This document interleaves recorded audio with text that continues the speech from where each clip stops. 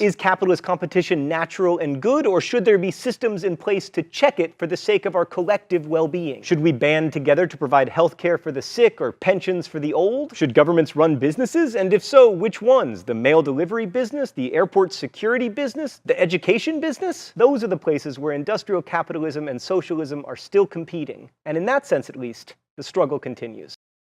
A major problem facing the American people is our lack of insight on political and economic issues.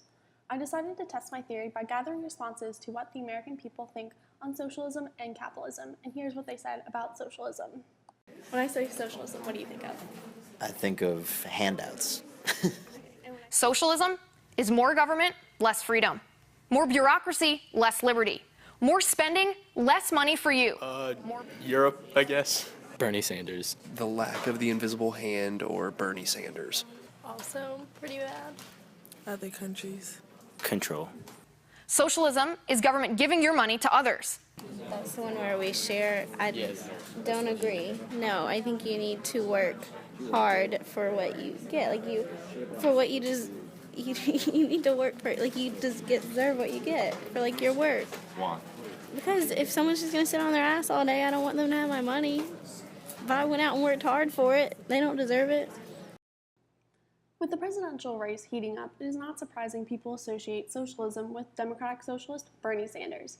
Here's what people think when I asked about capitalism. And when I say capitalism, what do you think of? Competition. Banks, Wall Street, libertarianism.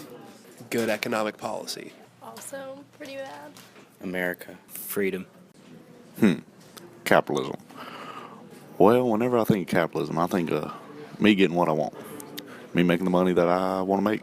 I agree. You have to work for what you want. If you want to be wealthy, you work to be wealthy. If you want to be poor, sit on your ass. That's all you can do. No handouts. Why do you think that's the right way?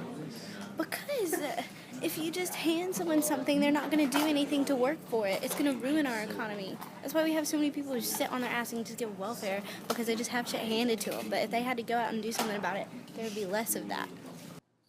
If you're from America, and especially the Southeast, you hear and maybe agree with these views. I grew up in a conservative home where saying, I'm voting for a Democrat will get you written out of the will. Needless to say, people are not open to other views or change.